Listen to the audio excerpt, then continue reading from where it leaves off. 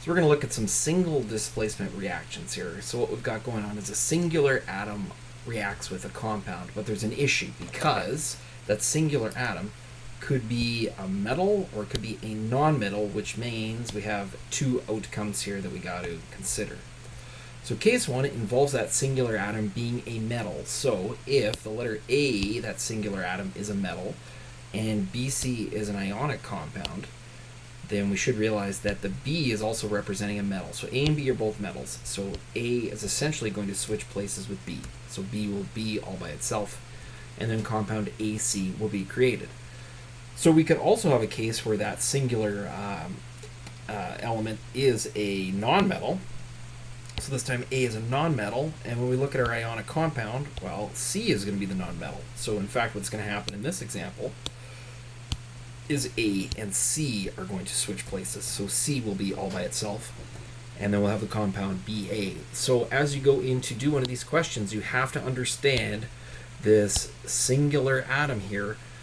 Is it a metal or a non-metal? And then we'll check off which case we're actually talking about. So let's take a look at this example here. So we've got sodium that's all by itself. So you grab your periodic table, you look it up, and you realize that it is a metal. And then with our ionic compound, that means calcium is a metal as well because it's first. So these two are going to switch spots. So what are we going to create here? Well, that will mean calcium is all by itself. And then the other compound we're going to make is made up of sodium that is +1 and chlorine that's -1. So that should give us NaCl. And there's our second one.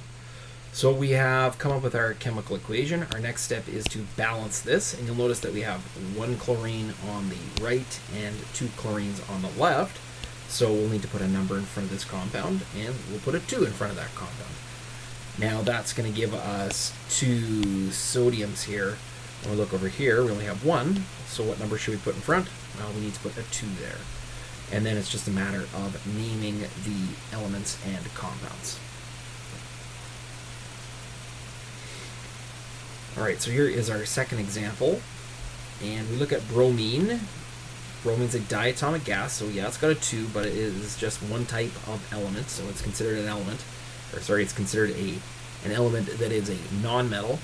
And then over with our ionic compound, the P would be the nonmetal. So the Br and the P are going to switch places with each other. So we're going to end up with P all by itself.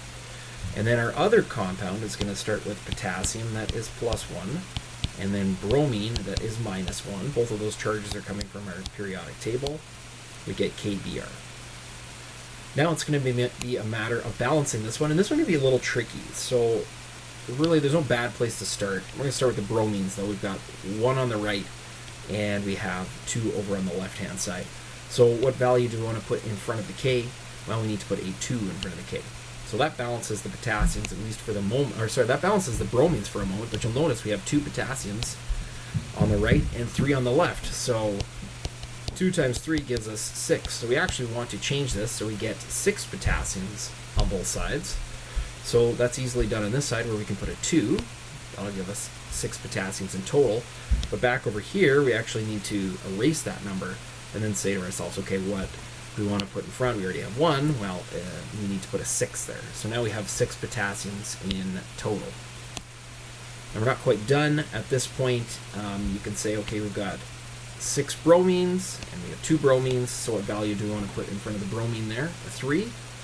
And we have 2 phosphoruses, and we only have 1 there, so what value do we want to put in front? Well, that'll be a 2. And then it'll just be a matter of naming all of our compounds, and perhaps even spelling phosphide correctly.